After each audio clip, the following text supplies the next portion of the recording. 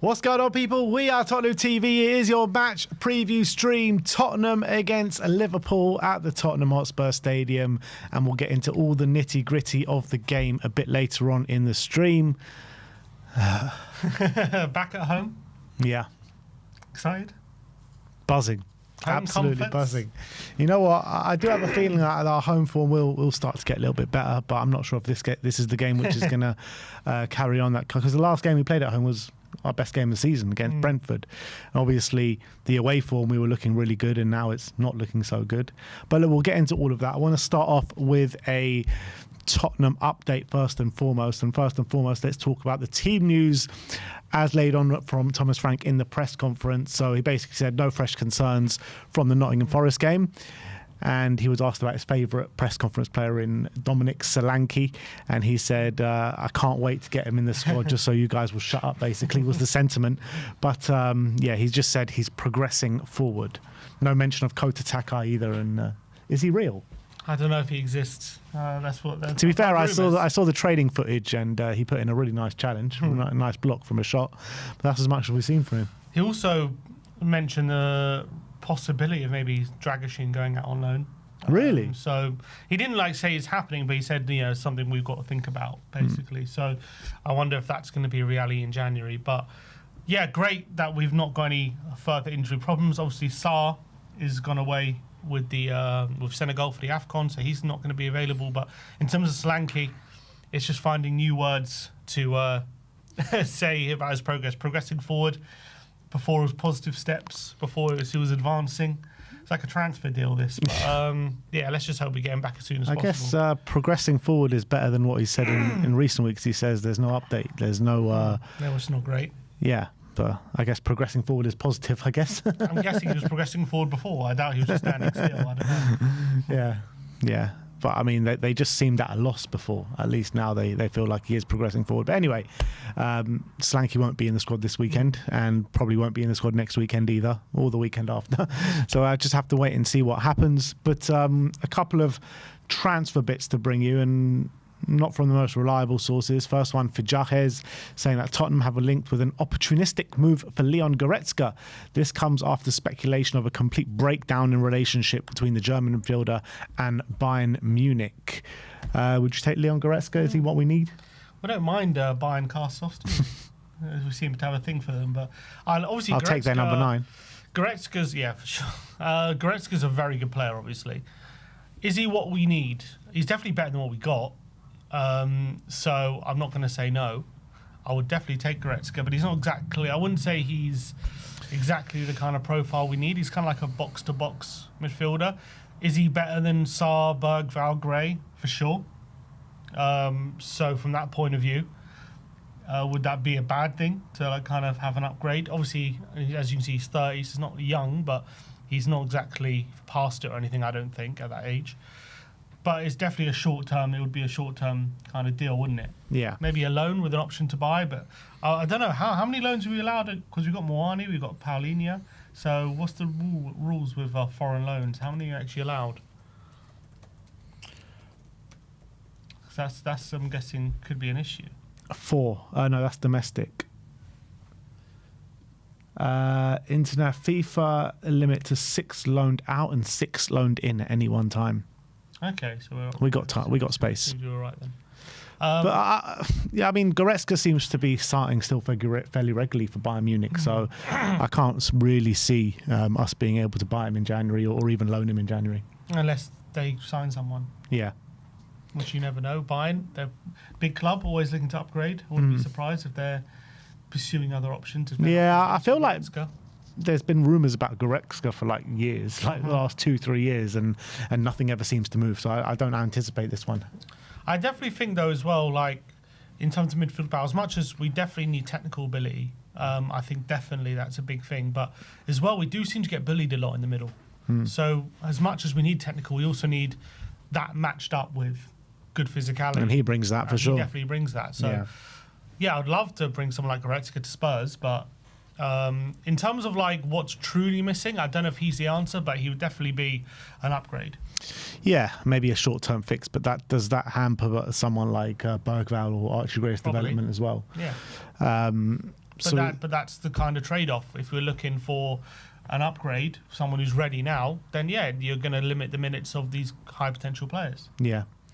Is that something that you're willing to do just to get through this kind of second half of the season? Might need to. Well, everyone's saying the same with the left winger. Like it's the same conversation. So I love Gray, I love Bergvall. I think they're top talents. Are they both ready to start every single game, being top of their game, and us to fight for what we want to fight for? Probably not. Are they good enough to start a good amount of games while being rotated? Probably. That's probably their role. I wouldn't say they should be out-and-out starters, although Bergvall last season showed his ability to be consistent and be a starter, but he's still obviously not there, is he? He's great, don't get me wrong, for his age he's amazing, but is he at the same level as some of the top midfielders in the league? He's obviously not quite there yet. That's fair to say. So could we do with someone who's an upgrade? But then the problem is we have Sarr, we have Gray, we have Bergvall, all very young, all high potential, but all of them are good, but are any of them good enough to be regular starters? Maybe not, but the thing, maybe if you have all three of them rotating, then, they're not all relied upon. So I get that argument as well, but could we do with someone who's just right now ready to be at the top? Yeah, the thing is, right, if you start, let's say, midfield two of Paulinho and Goretzka, I mean, that's obviously a lot of experience there. A lot of fight, a lot of muscle in the middle of the park, but I don't think it kind of solves our problem in terms of being able to progress the ball up the pitch. And I think that's the big problem. Like, if we are going to sign a number 8 this season, I think it needs to be someone that's a specialist in being able to progress the ball up the pitch. And I like Leon Goretzka. I think he's a top player. Obviously, he's been a top player for many years at Bayern Munich. But I think if we're going to hamper or, potentially hamper the developments of some of the players that we have here, I think we need someone that is going to fit the mould completely. Yeah, well, there's one player who wants to apparently come back to the Premier League. Ruben Neves. Yeah, I saw that. Yeah, I mean, dreaming of him. Ruben Neves from would the be Times as well, quite reliable. Yeah, he would be the perfect player, I think, for us, because not only is he a master of passing, he's got Premier League experience. He's at that age now as well, the way he's could be really coming into his prime. He's never really played for a top club, has he? He's had Wolves. He went out to Saudi. I think Spurs should be pushing all the stops out to try and get Ruben Neves at this football club. And he still gets called up for the Portugal squad, so they still really rate him. Yeah. It's not like he's had a massive drop off. So I think, and also, obviously with our reliance on set pieces, there's another set piece specialist that comes in. And I feel like he's got that physicality in the middle of the park as well.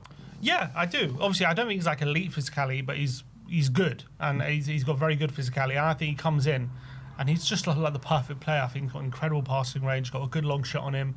I think sets the tone for a team. We're just missing that kind of player, and he would be perfect if we can get that deal done. Yeah, that would be amazing. And the thing is, if he is looking to leave Saudi, he surely will know that he's not getting the same wages that he's going to get at Saudi, and he's willing to take that cut. Unless there's some backdoor deals they do in Newcastle, this with the PL. Yeah, that's. And then they okay. Well, officially we're not giving you the wages, but don't they have enough midfielders, man? Newcastle, man, they've got such a strong midfield. Can always do with another one. I'm worried about that possibility. I think Newcastle would be the biggest competition if you're serious about coming back to the Prem. Yeah, you know what? Anything with Saudi, you got to worry about Newcastle, to be honest. But anyway, that's Leon Goretzka. Let's talk about our favourite Conor Gallagher.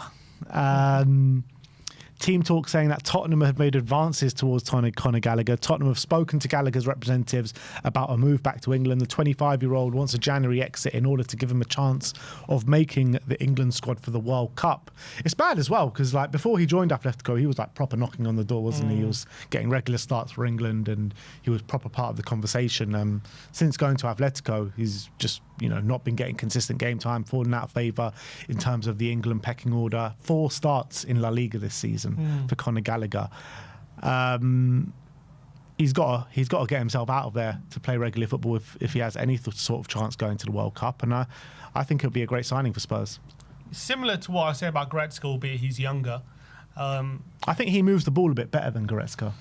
Potentially, I don't know if I wouldn't say he's that much better on the ball. Maybe he is. I don't think. I think it's like from my point being, he's not like a Neves or anything on the ball, but he's not many players are. He's a good but he's a good box to box midfielder.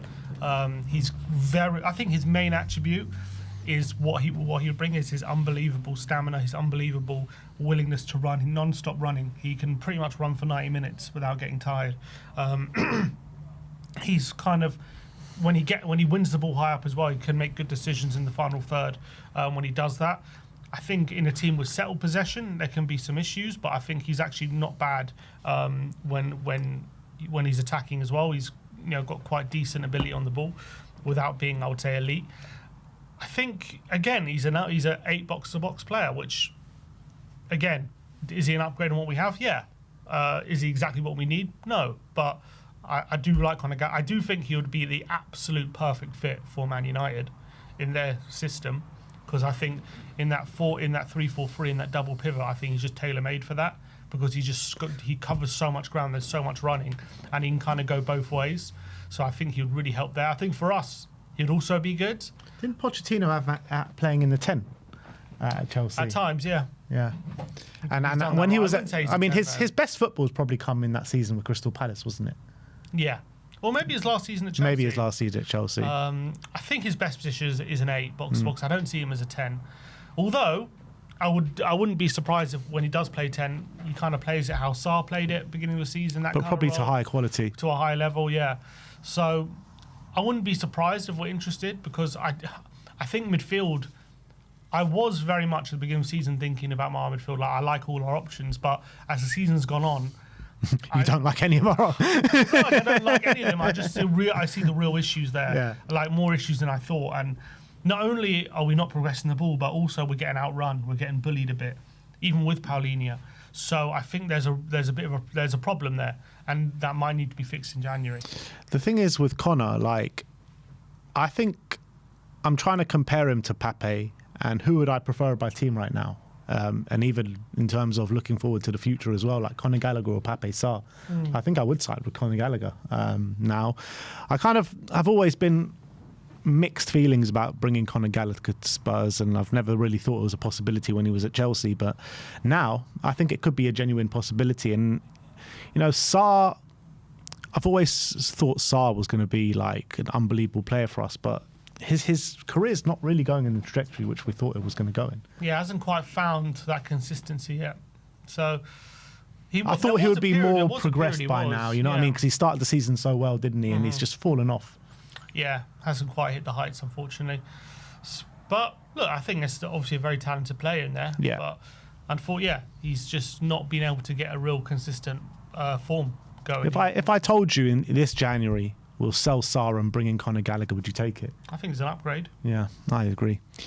All right, well, that's Conor Gallagher. And last but not least, who have we got? We are going to talk about Antoine Semenyo once again. And dropped us from high to low, medium. Yeah.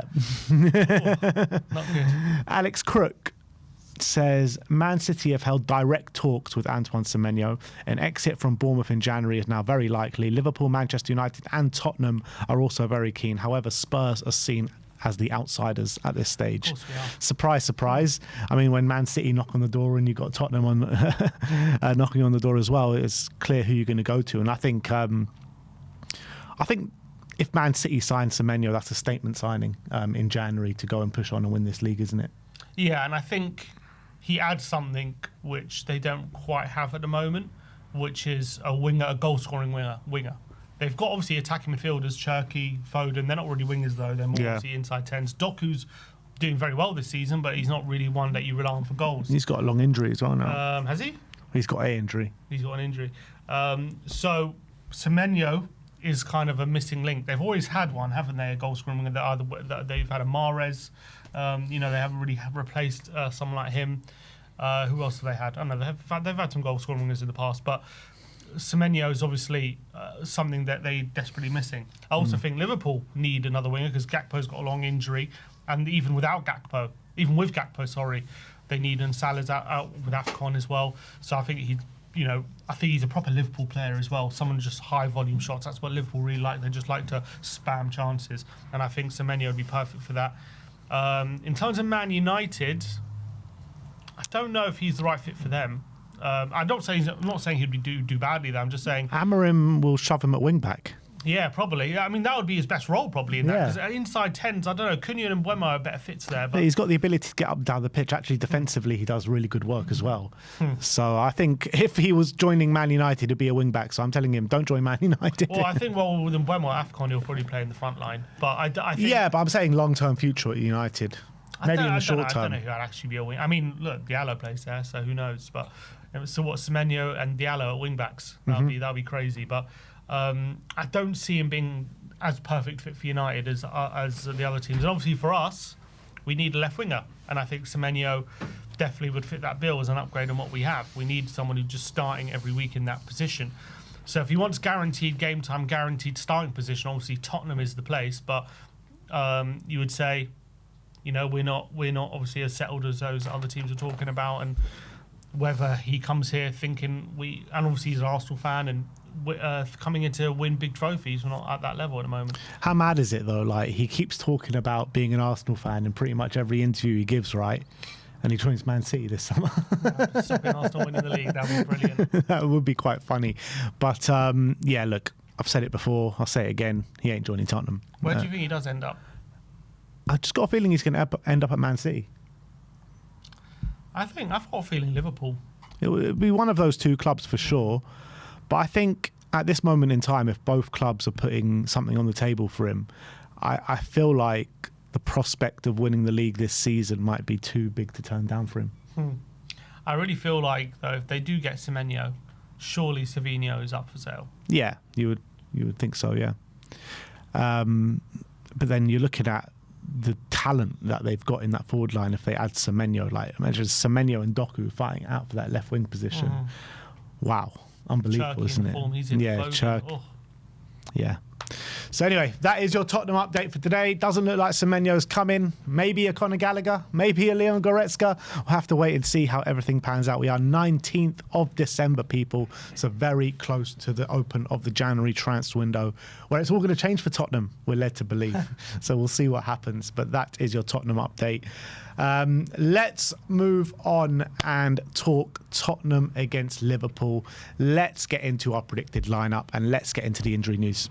So we covered it, but Solanke not available, so he's still nursing that ankle injury. Everyone who was available against Forest is going to be available this weekend, which is really positive. No confirmation about Taka or Dragoshin being available this weekend. We know Doggy's got an injury. Basuma and Papaisar are both off at the AFCON, so they're not going to be available for the next at least few weeks. And obviously Kulusevski and Maddison, both long-term injuries. So quite a hefty list there all of a sudden.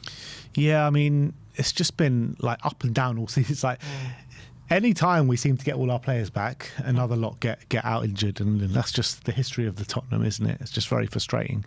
But yeah, so 4-2-3-1 formation. Here's the thing going into this game. We played that Brentford game. That was like a great 11. Everyone was like, that's the 11, blah, blah, blah. 4-2-3-1, Xavi in the 10, all these things. Yeah. Great performance. We then had that performance with the same 11 against Forest. Yeah. So it's like, now we're playing Liverpool. Obviously, we want a reaction to that game against Forest. We've had a free week. Has he come up with a system to play Liverpool? Is he just going to go with, okay, you know what, that was a bad game against Forest, but we're going to go with that 11 again and just go with them? Like, how do we think he plays this? Is there a change of formation again? You know, we talk about Pep Roulette. There's definitely a Frank Roulette going on at the moment. Frank Roulette, of course there is. I think Frank Roulette is the most unpredictable one to predict, to be honest. You're looking at it and it's just like, I'm thinking about it now. I was thinking, yeah, standard, we're going to go 4-2-3-1. But there is a big possibility that he could go 3 at the back this game even. I don't think he will, but it's a possibility. I wouldn't rule it out. 2-2-2. Yeah, you know what I mean? There's so many different variations that he can go with. But I think he will stick with the 4-2-3-1, to be honest. And I think the back four and the goalkeeper, we know. We know exactly who's going to play there. I remember we were having these discussions early in the season. We landed on no, but is there? I mean, he did talk up Vicario in his press conference. But is there any possibility that we think Kinski can come in? No, not at all. If he has another bad game? I don't think so. I think he's going to back him. I don't think they think Kinski's at all ready. I think even a Vicario off form, I think is better than Kinski. So, Yeah, I don't think so. I think Vicario's is number one. He keeps publicly backing him. So I think Vicario is definitely going to be starting. But the back four is the back four. We know what the back four is going to be. Especially with the doggy injured, we can't really change the full-backs. Exactly. So we're going to go Porro right back, Coutinho right centre back, Mickey van der Ven left centre back, and Jed Spence at left back.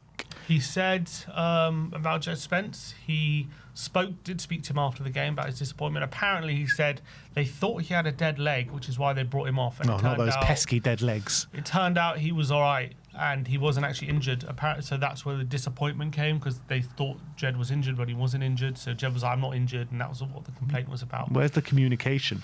Yeah, I don't really know how that happens, but that's apparently what happened. But he said now it's kind of happened twice. He's shown a bit of, displeasure, so he's had to have a conversation with him. But there you go. He's obviously going to have to play this weekend. I wonder how that conversation's gone. Yeah, I'm sure. Look, knowing Frank, I don't think he's the most confrontational guy. I think he'll probably just want to understand why Spence reacted that way and just trying to get to the bottom of it. Yeah. All right. So that was a difficult part. Yeah, as always. As always, it's kind of like bingo, midfield bingo. Who's going to get in there this week? So obviously last game, who did we play? We played Gray and Bentancur. So Gray Bentancur started the last two Premier League games. Bentancur is just such a frustrating player, man, because he can put in such a great performance and you come away from it like, yes, Bentancur's back, what? And then the next game he'll just be an absolute ghost and be so weak in the challenge, and he can't make a 5-yard pass. And I think the game against Brentford and the game against Nottingham Forest just highlighted that. But this has been going on all season, hasn't it? It's very inconsistent. You can't really string two good games together. One great, one awful. That's kind of how he's been. Well, then again, he was awful last game, so maybe he'll be great this game. Maybe that's what we need to do. Is this a game he reverts back to Paulinho and Bentancur or Liverpool at home? Is that a possibility? I guess it's a possibility. They've got a strong midfield. They've got Gravenberch, Szoboszlai, Curtis Jones probably going to play, McAllister. So they've got obviously great options. Does he feel like he just needs that extra experience and physicality in there? Obviously, we haven't done well with them. Does Bergvall get another go? Because we haven't seen him start the last, 3 games? Yeah. Although I've got a feeling, as I've said before, does he see him as an alternative to Xavi rather than an actual number 8, which I think is his best position? Does he play again Gray and Bentancur, which failed so miserably against Forest? Does he go Paulinho Bentancur, maybe, which played against Slavia, which was okay. Sorry, Paulinho and Gray, which played against Slavia, which was okay, but again, we weren't exactly great in that game. We dominated, but we didn't exactly not concede chances. Obviously, Sarr's not an option, so he's one we can definitely rule out. It's really, I don't know. I'm looking at each option and I'm not entirely happy with any of them. Does he go Gray and Bergvall? That would be crazy. Could he go Paulinho and Bergvall? Could he go Paulinho and Bergvall? He literally could do any of those combinations. I actually really don't know. It's so tough to call. Does he definitely start Xavi in the 10 again? I'd like to think so. So last season when we played Liverpool with the Carabao, right, we won 1-0, Lucas Bergvall. Yeah. Bergvall had the game of his life that night in the middle of the park. I thought he handled himself really well. I'd love to see that dynamic again of Bergvall starting in the middle. He said in his press conference he hasn't rewatched the Spurs Liverpool games in last seasons because he doesn't see too much value in it. Fair enough. He sees, obviously, he wants to know why they're playing now. Doesn't really matter to him how they played last season. So yeah, which is fair enough. Which I understand. So I don't know if he has been watching Bergvall's performance that game, but I do want to see Bergvall start this game, to be honest. Me too.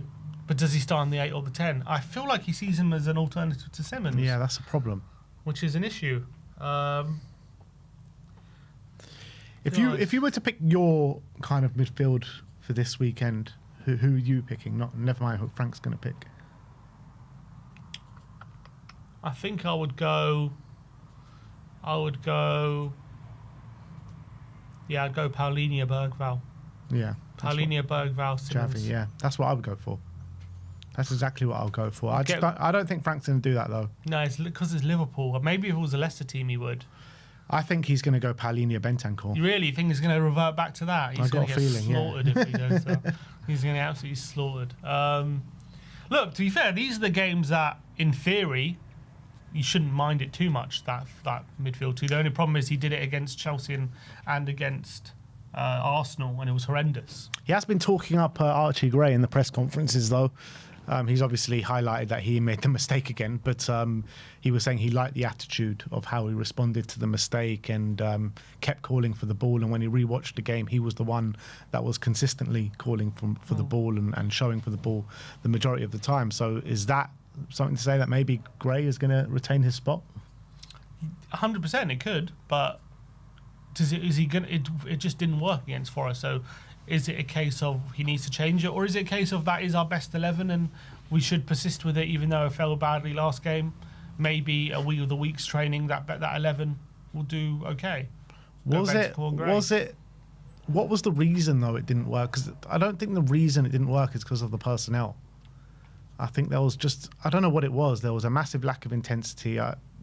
We just couldn't handle we just couldn't handle their midfield in the game. They were just too physical for us. But I don't think it was because the players can't handle it. Maybe because they played 2 games in such a short space of time. I don't know why they couldn't handle it. But I think on another day they can handle it. It was just on the day they couldn't. I don't know. It was weird. It was very weird and very... I think he persists with playing one of Bergvall Gray. And I guess maybe he is going to be Graham Bentancur again. Or Graham Palinia. I think he probably goes Graham Bentancur. He's been preferring Bentancur, to be honest. Maybe he just does it again. Let's go Graham Bentancur then. Same 4-3.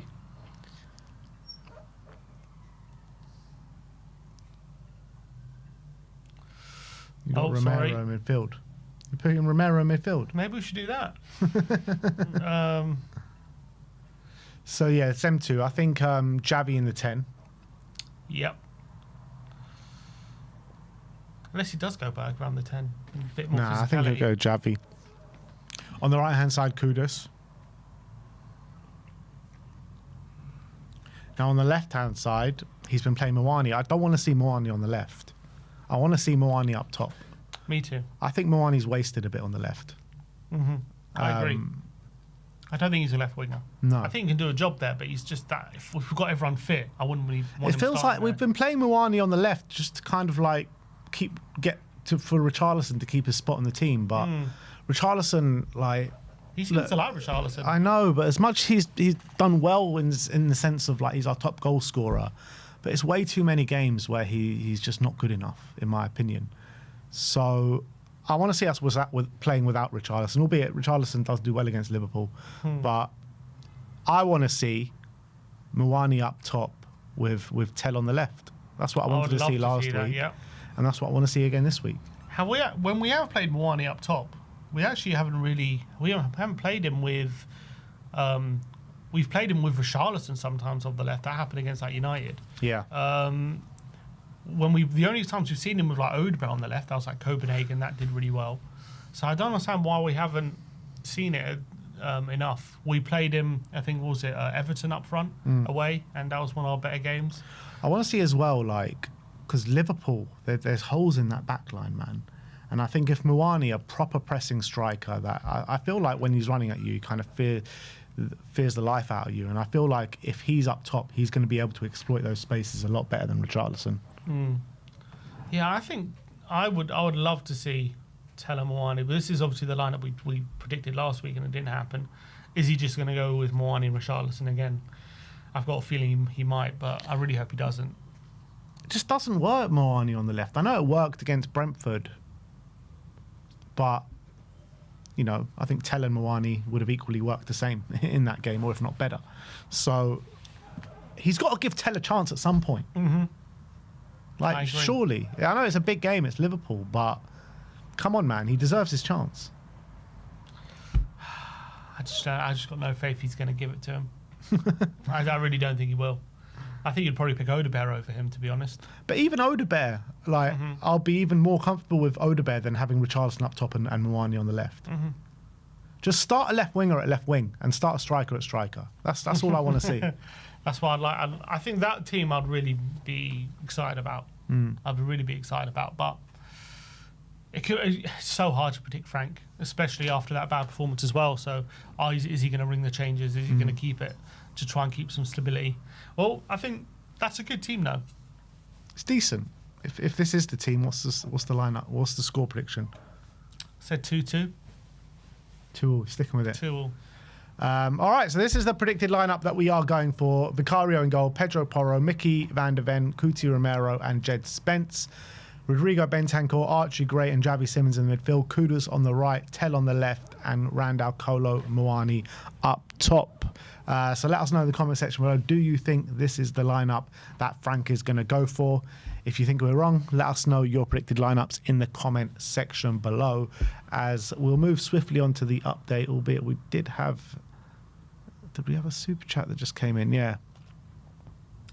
Wibbers says, what about Danso at left centre-back and Van der Ven at left-back? I mean, Jed Spence has been playing well, though. Yeah, he's been a bit better last few games, to be fair. So I would keep Jed in. I'd keep Jed in, and as well, no Salah to contend with, to be fair. Going to be Szoboszlai down that side. No, but I'd keep Spence. So what's front three that Liverpool going to play? So they're likely going to play either Ekitike or Isaac up front. Well, probably both. Maybe Ekitike on the left now because Gakpo's injured. Well, last game, I'll tell you, was... last game, they played Szoboszlai on the right, Wirtz on the left, and a midfield three of Jones, Gravenberch, McAllister with Hugo Ekitike up front. Isaac came on for the last 10 minutes. Yeah. So I wouldn't be surprised if they just go the same again. The only difference may be, do they go Wirtz in the 10, Ekitike on the left? But I think the balance looked a lot better against Brighton with that kind of formation. Yeah, I mean, the balance in terms of their offensive play looked better, but they still looked really open at the back, didn't they? Brighton were able to cut them open and create chances. They didn't score, but it wasn't for the want of trying. I mean, they got in the opposition, in the opportunities and positions, but they just couldn't put the ball in the back of the net. The thing I worry about in this game is, are Spurs going to get into those positions? Are we going to be able to exploit the spaces that Liverpool leave? Because we haven't been able to do that, really. That's the issue I got coming into this game. All right, so one sec. Let's take that super chat off. But yeah, I wouldn't mind seeing Van der Ven at left back. I'll be open to it. But yeah, I think for me, Liverpool in the last few weeks, it hasn't been pretty, I feel, although they played quite well against Brighton. I don't think it's been pretty. Like AC Milan, Inter Milan away was a gritty performance. But they've seemed to have stabilised a bit. They're unbeaten now in their last 5. Yeah. I was looking at some of their tactical setups kind of before this period and now. And basically since PSV, where basically that PSV game seems to be a bit of a line in the sand for Slot, where in that game, you look at how they were playing, they were basically playing how they were last season. You know, Van Dijk and Konate on the halfway line, everyone forward. You know, really going at teams. Since then, they've really changed. So they're much more now of like a mid-block. You know, not pouring everyone forward, trying to win that midfield battle rather than high pressing, going after teams, relying on their attacking talents to just win them games and getting caught out constantly. They've stabilised a lot more. I know even in this period though, did concede 3 to Leeds, could have conceded to Brighton, drew with Sunderland. So it's not like it's been perfect, but they're definitely they're going to be they've made themselves tougher to beat. They put Joe Gomez a right back who's going to be injured for this game, but that's obviously a very defensive minded player there. Back. But yeah, he's not very defensive minded though, so I'm actually not as worried defensively about him, but offensively obviously he loves to get forward. I wonder if they'll play him. They've played like Jones and Szoboszlai in those roles, but I think Szoboszlai will probably play in the right wing. Is Conor Bradley still injured? Conor Bradley's there. He could play him as well. He came on last game. Oh, he came on last game. He's suspended. Oh, he's suspended. Oh, perfect. He didn't come on last game, so I had someone else. Was he suspended last game, or is he suspended this game? He was suspended last game. Ah, so he's all right this game then. Or was that 1 minute? Yeah, he's fine for this game. Okay. So they could play him.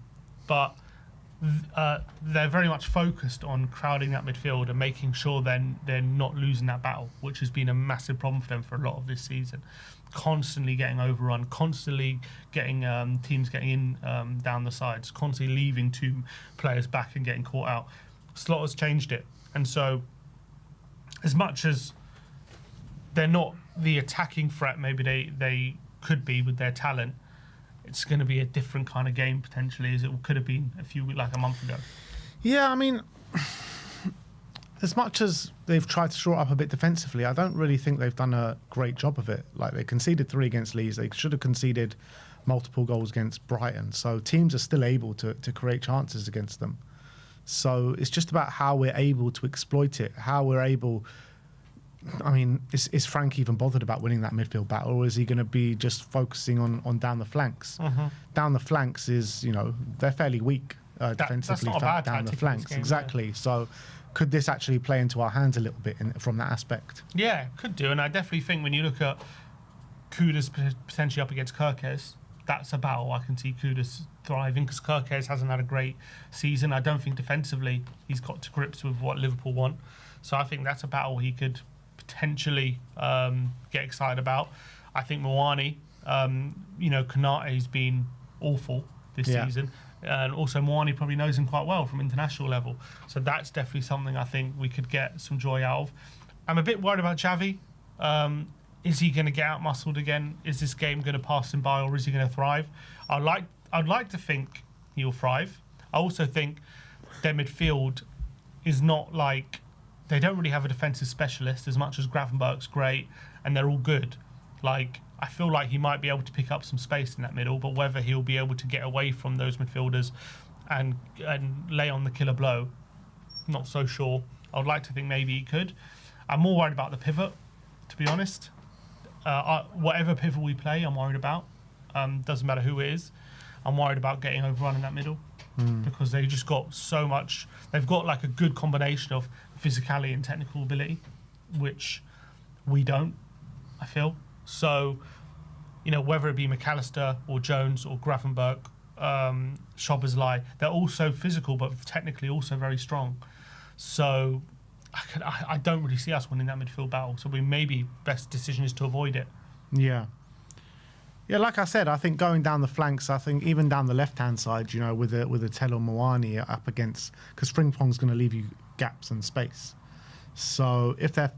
Like we've seen before how teams have been able to, double up and triple up on Kudus, but they don't do the same out on our left-hand side. Maybe they're going to have to if Frimpong's there. Like, how do they manage the game from that aspect if Frimpong's there? Like, how are they going to close the gaps and close that space? Because every time Frimpong seems to play for them, he just leaves acres and acres of space. So it's perfect for someone like Tel to come in and exploit that space, surely. If Frimpong's going to play. He might not play. It might be Bradley, and they might put one of the midfielders there, which they have done. So it depends who they play there. But I think when I look at how they're setting up in their new kind of way, so last game they played Wirtz and Szoboszlai on the wings. And if you're a fullback, if you're Porro or Spence, you've got to be looking at thinking, I shouldn't be losing to them, one-on-ones. And that shouldn't be a worry. What is probably a worry is when they're settled possession, when they're getting close to each other and they're playing all this kind of tippy-tappy, tiki-taka kind of football, trying to open us up with their little passes. That's when you've got to be worried with overloads. But when, if you're Porro, one-on-one with Wirtz, you shouldn't be too worried. Same with Spence up against Szoboszlai. I think the more worry with them would be off the ball, because let's say you got a Gravenberch or a McAllister in the middle, and then if Schob or Wirtz are making runs off the ball untracked, and they've, a bit like how Trossard got in behind against that first goal, just those little runs going unmarked, that's what you've got to be worried about. But I'm actually not too worried about those players if they're going to play like that. In one-on-one situations, I feel like we should be able to deal with that. So, in that sense, if we are more aggressive with them, I think counter-attacks might be less of an issue than it would have been if Gakpo and Salah were fit. the one thing that we need to bloody cut out our game, and if we do this in this game, then that's it. It's game over. These bloody individual errors leading to goals and leading to shots. It's just like, what? I don't understand why it's us and why we're making so many of these stupid errors leading to goals. It's just madness. And if this happens against Liverpool, they're going to eat us alive. They've got so much quality in that front line. Like Ekitike, he's a man on fire at the moment. 4 goals in his last 2 games, you know. You give him a little stiff, he's going to smash it in the back of the net. Isaac, you know, we know he's a man of obviously he hasn't done it at Liverpool yet, but we know he's got so much quality. Florian Wirtz, he hasn't done it at Liverpool properly yet, but we know he's got so much quality, right? I guarantee you Florian Wirtz is scoring at the edge of the box. Edge of the box, Florian Wirtz. It's just written, isn't it? Well, it's funny you bring that up because obviously there's been a massive narrative and it's actually borne out in the stats now about Tottenham conceding shots and goals from outside the box. So the stats say Tottenham have conceded the highest portion of their goals out of anyone this season from outside the box. 7 of our 21 goals we've conceded, which is just over 30%, have been about 30%. Sorry, it's been from outside the box. And Liverpool have the most shots from outside the box and have scored the most goals from outside the box this season. So you've got the team who concede the most goals from outside the box against the team that take the most shots from outside the box. Is that not just a recipe? Man. They've also got Szoboszlai, who's an incredible long range striker. Goal against Arsenal, man.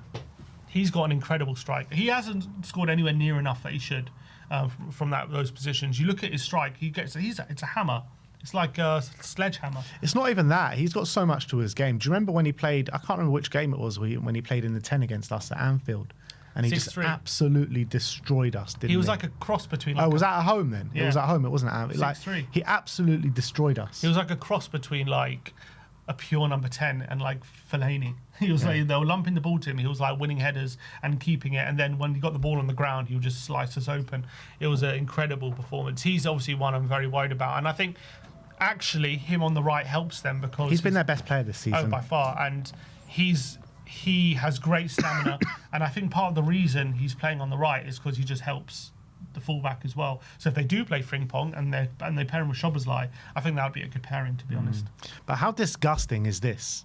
19 goals we've conceded in our last 4 Premier League games against Liverpool. Is that not disgusting, man? We lost last season by 11-4. 19 in 4 games we've conceded to Liverpool.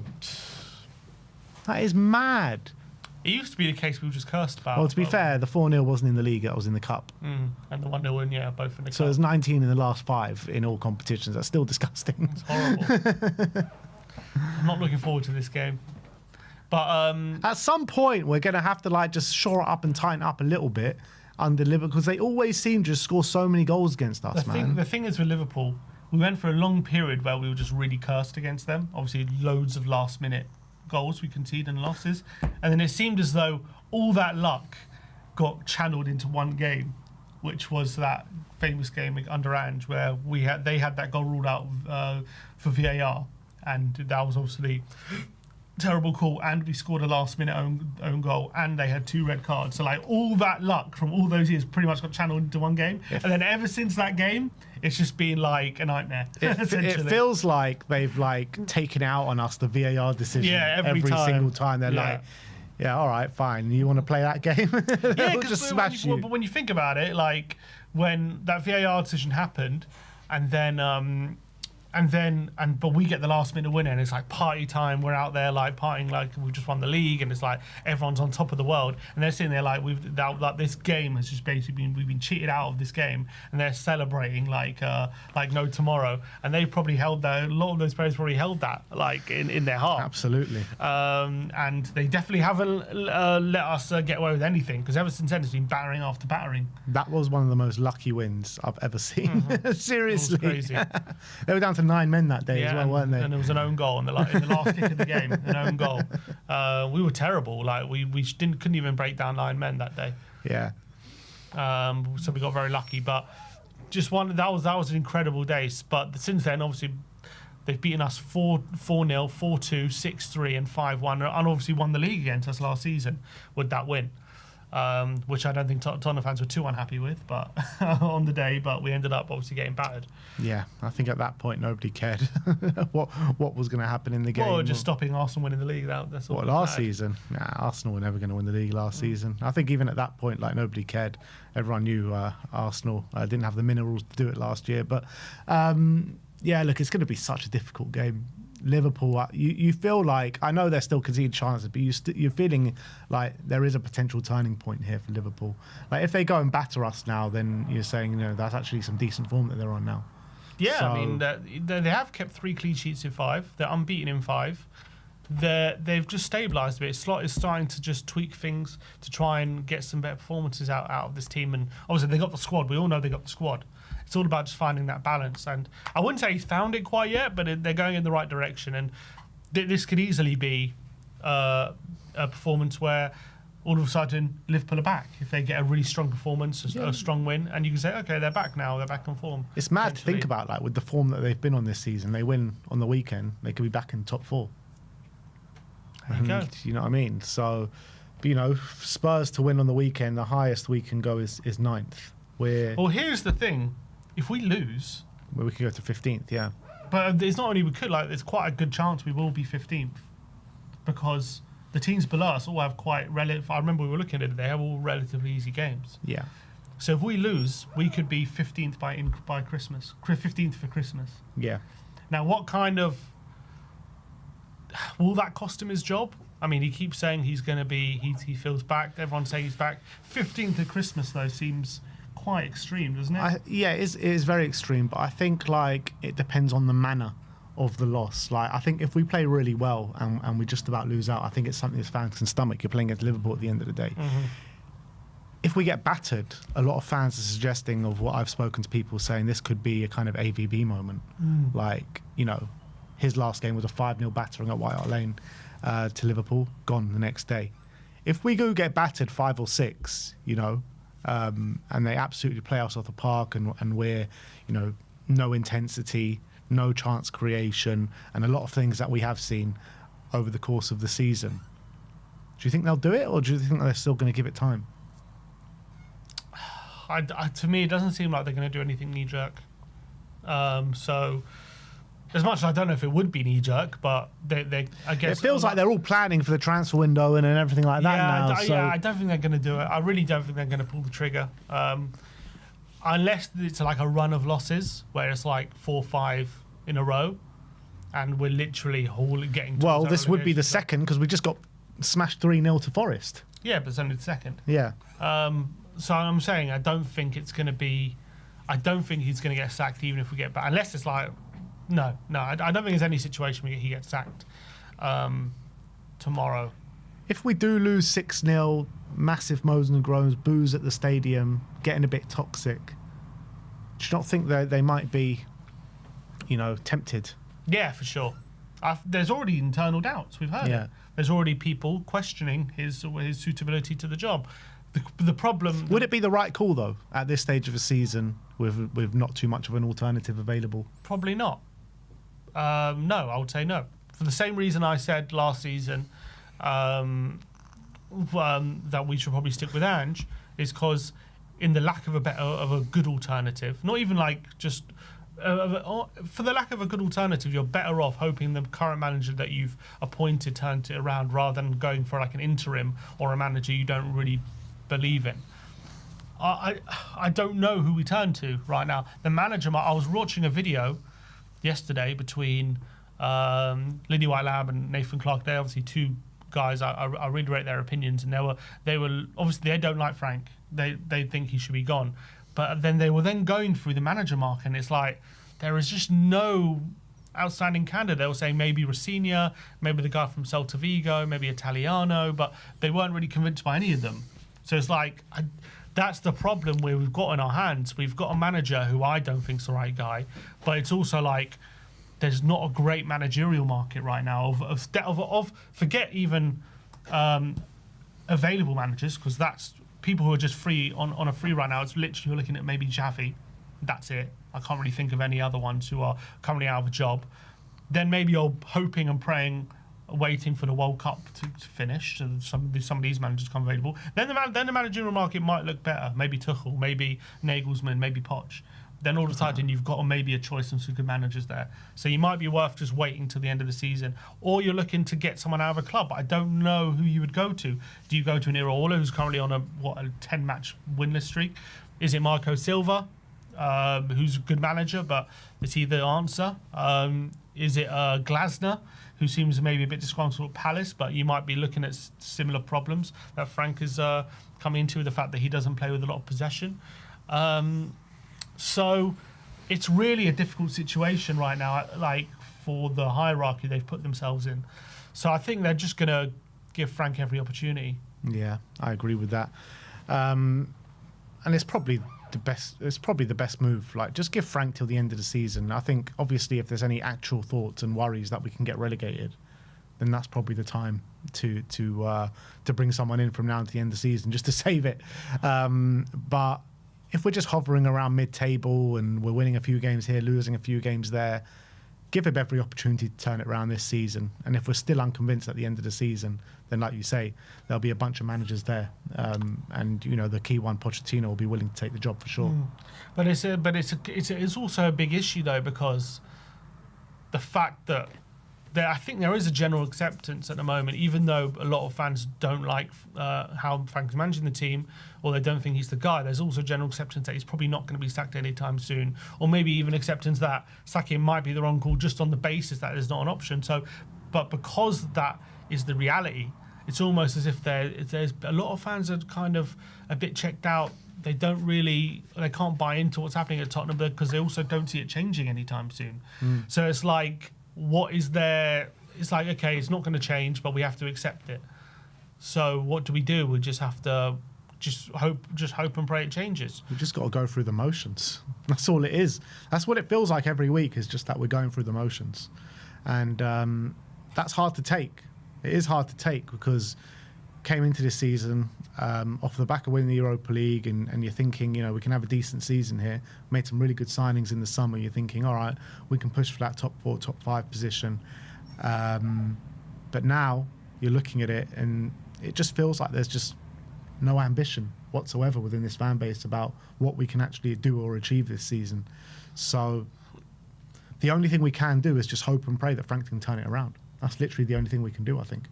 Yeah, which is, to be fair, what supporters should be doing. And I'm hoping and praying he can turn it around. I'm definitely, all I want is for Frank to do well. I want Frank to succeed. But I'm just so struggling watching us right at the moment.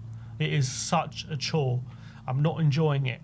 Even when we're playing, even when we have a quote-unquote good performance, okay, the Brentford game was pretty good, but that has just been so few and far between, and just an enjoyable performance, an enjoyable game. So many games have just been so turgid and just so boring to watch, and it's just like the football is just so hard to get behind, and to it's very, very hard to want that for the future. So that's the difficulty thing a lot of people are having at the moment with Frank and the club. But there's kind of just no other road we can go down at the moment. As I said, I think we've laid our bed, and we just have to kind of lie in it for the season, and hopefully take some lessons about our hiring process or something, because I think we've come the conclusions we came to hiring Frank, I think, were flawed. Yeah, well, it seems that way. But like I said, we just got to sit here, support the team through it, and just hope something can click, something can happen, some sort of tactical way that Frank can get us out of this, because surely it's got to get better at some point. It can't just be like this for the rest of the season. I think it probably will get better.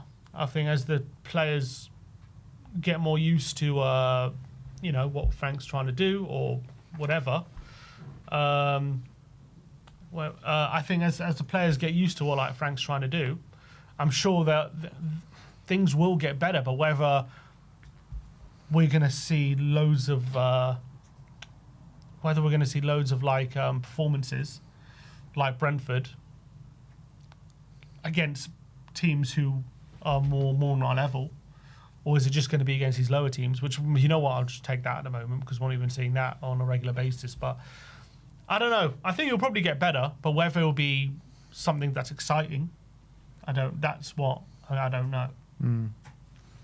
We'll probably start getting more results. Well, that's a step in the right direction. Let's get some more results. We might get results, and we might end up like mid-table or lower mid-table. Whether we're going to get to those European spots with this manager, whether we're going to start playing more exciting football under this manager, whether there's a project to be built which fans can believe in under this manager, those things I highly doubt, and I think I highly unlikely. Do I think we can start getting more results and start winning more games? Yeah, I do. Well, let's take it brick by brick and start building brick by brick. Let's start off with getting a few better performances and a few better results. And then we can have the conversation after that's been going on for a bit. But right now, there's not much to go on. And let's hope, it starts to change this weekend against Liverpool. Massive game under the lights at the Tottenham Hotspur Stadium. The fans will be up for it from the first minute.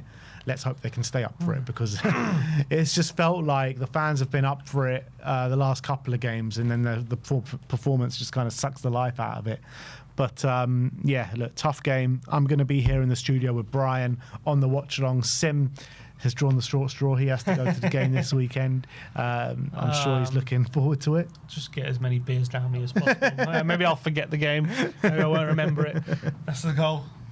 Well, that is your match preview. There's been a couple of updates. This one from Bobby Manzi, who's a Crystal Palace reporter, saying that Spurs are open to bids for Brennan Johnson with an offer of 35 million expected to pave the way for a move.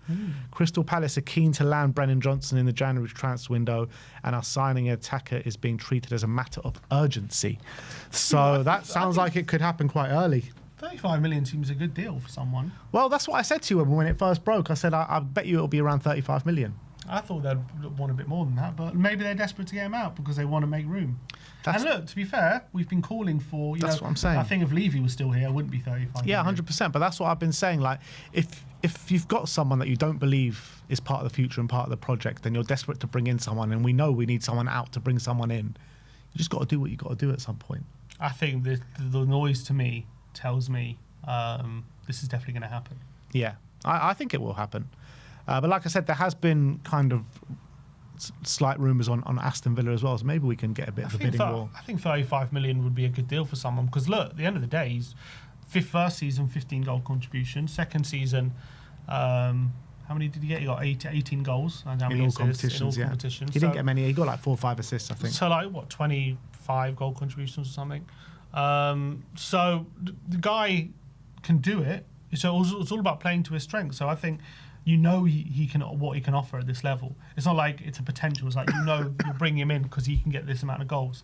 So I think for 35 million, and look, it's a shame to be making a loss considering he's. I think it's a market value deal. Yeah. I think it's a market value deal. I think his market value, or where I see his value, is somewhere between 30 and 40 million. Around that thing. So 35, I think, look, everyone knows we overpaid for Brendan Johnson. Yeah, we definitely did. Yeah, we know that. And we bought him 50 million. Was it deadline day? Or was it late in the window? Yeah. So 35 million, I think it seems a bit cheap because of what we paid for him, but I actually think it's a market value deal. But it's also like, objectively, we're making a loss on a player who was our top goal scorer last season. Yeah. It's quite a bad loss as well, 12 million. Yeah, I mean... It was like 47.5, wasn't it? Yeah. So, look, but we overpaid for him. That's the reality. So if you want to get him out the door, you're going to have to make a loss. That's just what it is. So look, at the end of the day, when strikers, you see what they're going for. We got Xavi for 51 million, which is what, a few million more than what we paid for Brennan. So I think at the end of the day, yeah, we have to sit here and say we got that one wrong. Not necessarily. I don't think he's a bad player, and obviously we'll always have Bilbao, and we're always going to be thought fondly of Brennan. Yeah. I don't think he's going to be badly thought of, but we did overpay. Yeah, that's the truth. Graham Bailey also says that Bournemouth sources have confirmed that Semenyo will be leaving the club in January, and they're planning accordingly, and Tottenham's Brennan Johnson is emerging as an option for Bournemouth. He's very different to Semenyo, obviously, I think. Yeah. I think to be fair, I think the way Bournemouth play maybe could work. They play a very chaotic way of playing, but I actually think Semenyo works because he's just such a high volume shooter from so many different angles, whereas Brennan's not quite like that.